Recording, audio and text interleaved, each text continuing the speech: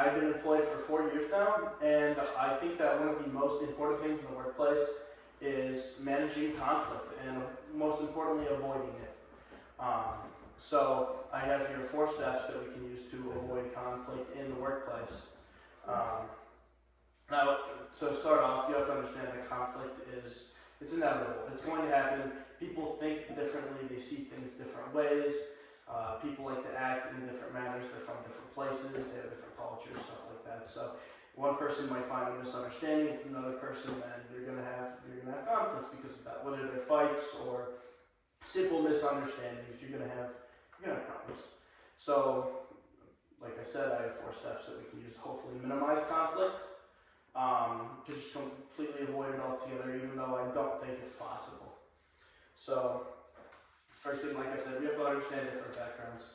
So, when people act differently, it's usually because they're from a place or time that is different than when you are, and you don't understand that because you're not from where they are.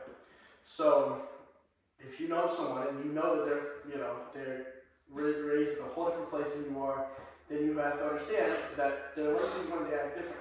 They're not going to be like you, and you have to be more willing to work into how they are over yourself, because you can't understand them.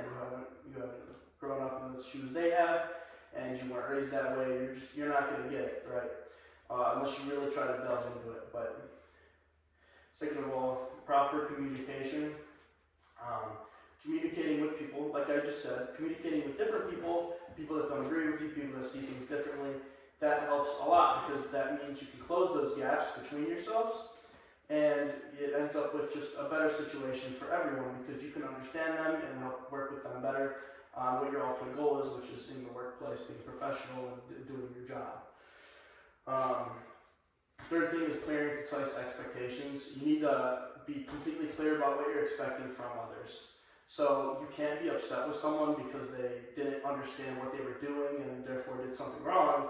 You have to set a boundary to say, okay, this is exactly what I need, and this is exactly how it has to be. Because if they don't follow that, then it's not necessarily their fault if they didn't know. So you need to set a direct boundary, and that's how they should act. That's you should make it clear that they should act, and then if that's broken, you could go into managing conflict. Lastly, you should keep external conflict outside of work.